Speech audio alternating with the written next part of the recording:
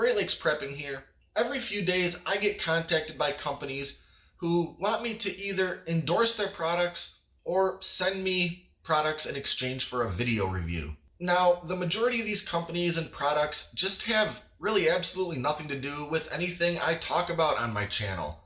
I've seen everything from cleaning products to modular dog houses to cosmetics. Yeah, I'm quite certain that the viewers of this channel are sitting at home thinking, this channel's not bad, but I'm noticing a distinct lack of mascara and lipstick related content.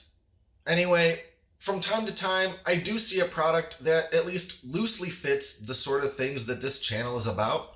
So I've done a handful of review videos, but I've always stipulated from the very get-go that I will only do real, honest reviews. If the product is good, then everybody wins. If it sucks, I'm gonna say it sucks. Now, if somebody wants to give old Great Lakes some multi-million-dollar endorsement deal, well, that's one thing. But these guys want a review in exchange for a product, and it serves no benefit to you or me if the review isn't real. So a short time back, I got an email from a company that makes canning lids, and it got my attention. They wanted to send me 50 regular mouth canning lids in exchange for a review. Well, we all know that it's been hard to find ball lids for the last year or two, and I've seen a lot of companies popping up selling their knockoff lids. But I've never actually tried any lid other than ball in my entire life. So I figured, why the heck not? Lots of people are probably wondering if they're worth it. So, all in all, it sounded like a win-win. So I told them I'd do it, and that's when they told me the catch. They said that I needed to buy the lids on Amazon, and then after creating and posting a strictly positive review, they would send me 1/2 of the purchase price back to me via PayPal. Not even the full purchase price.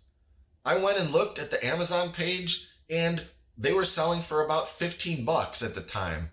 And today I looked again and the price is down to $13. So this company wants me to sell out for about $7, not to mention the hassle and work involved in making a product review video. So I responded and said no, and told them why the whole arrangement seems very slimy. I'd rather just buy the lids at full price and make an honest review, because if they're employing such questionable marketing tactics and basically having to bribe people for good reviews, I can't help but think that the product might not be very good. So that's exactly what I did. I shelled out a whopping $15 for 50 regular mouth canning lids made by a company called Ceephouge. Being that the company has all the telltale signs of being a cheapo Chinese manufacturer, I'm guessing that the name is just a gibberish word that was picked by a marketing team without really any concern over how it's actually supposed to be pronounced. But anyway, this is my video review of the Ceephouge, whatever, cheapo Chinese canning lids from Amazon. I apologize for this long preamble, but it seemed relevant to tell you that background because this company put a bad taste in my mouth before I ever even laid eyes on the lids. Nevertheless, this product review is completely real and done to the best of my ability. So let's do it.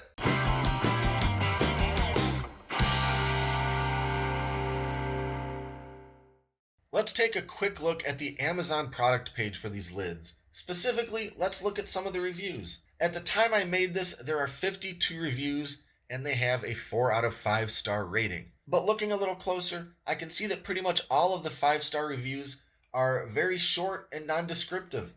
Most of them have these 2-word headings like good lids and fit well and nice lids or great product, followed by a short sentence that amounts to practically zero information. In other words, they all seem like fake reviews. Some of them are even borderline nonsensical, and it makes me wonder if they were the result of maybe a bad Google translation. The negative reviews are also pretty short, but they say a lot. Lids need to do pretty much one thing: seal. And these customers are not inspiring a lot of confidence in the lid's ability to do that one thing. Now on to my testing. I wanted to put a few of these lids through each of the common types of canning that I do: hot water bath canning, pressure canning, and dry canning. Because my confidence in these lids started off quite low, I didn't want to risk wasting a bunch of actual food. So for the hot water bath and pressure canning, I just filled the jars with water. Comparing one of the Ceephouge lids side by side to a ball lid, I noticed right away that the edge appears to extend a bit further. Also, the rubber gasket is quite smooth, while the ball gasket has its usual slight texture. I noticed right away when placing the lids on the jars that there is not really any side to side play. With the ball lids, there's a very small amount of wiggle room when setting the lids in place, and I always do my best to center them as closely as possible. I don't actually mind this about the Ceephouge lids, as it feels like it's fitting on a little more tightly. But I really have no idea if this is a good thing, a bad thing, or whether it matters at all. I started off with the hot water bath canning. I'm testing for the following things. Do the lids seal? Is the seal strong? Do the lids stay sealed? And also, do they leak during the canning process? It's common for some liquid in the jars to seep out of the jars during canning. That's an occasional side effect of the canning process when it pushes air out of the jars. But they should never allow water from the water bath to get into the jars. So, since the jars are filled with clear water, I dyed the water bath blue with some food coloring. If even a little bit seeps in, I should be able to see it.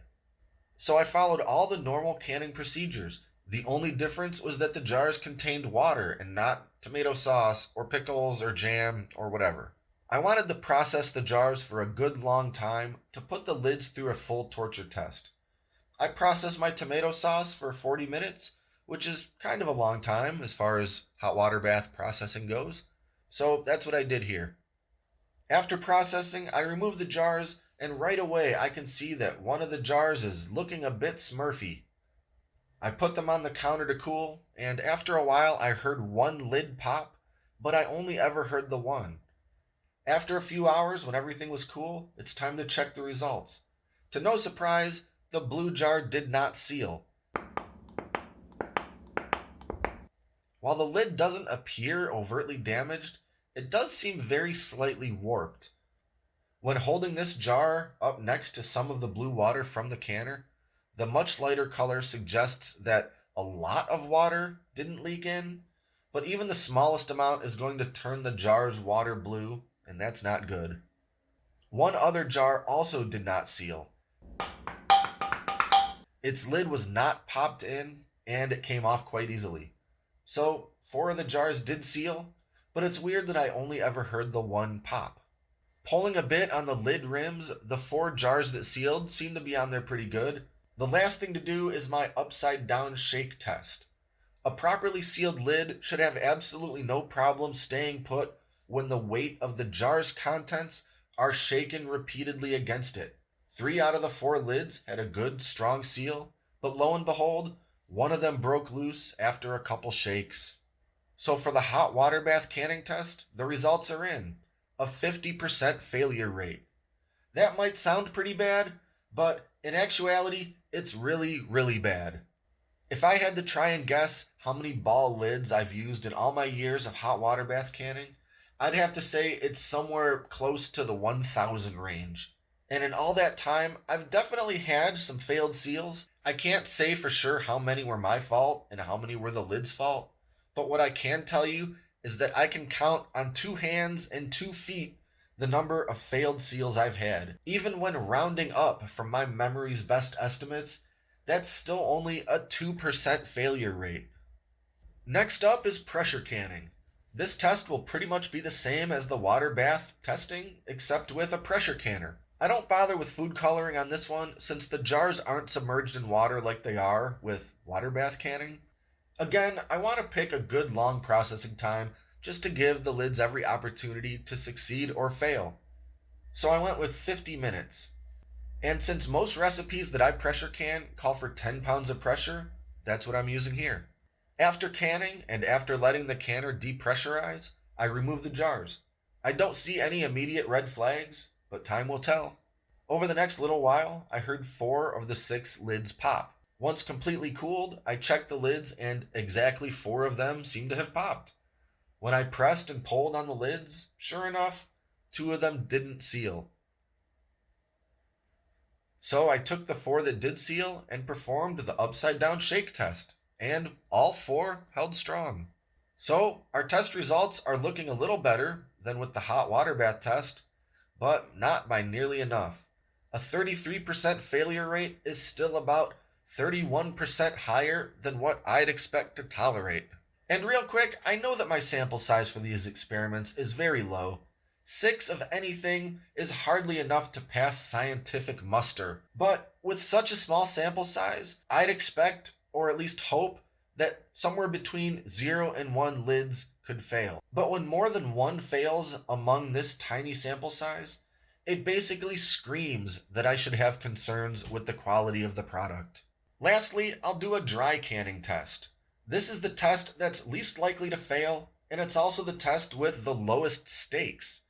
If a seal fails, it doesn't immediately mean that my food is ruined. I can just get a new lid and reseal it. There's also the fewest things that can go wrong. There's no heat, no water, no pressure. It's just sucking the air out of the jar and sealing the lid with suction. Using my vacuum sealer and jar attachment, I'm going to seal a bunch of dry kidney beans in these 6 quart jars. All 6 lids seem to be firmly sealed, and all 6 pass the upside down shake test. When I remove one of the lids, I can hear that good, strong suction sound. So the verdict for dry canning?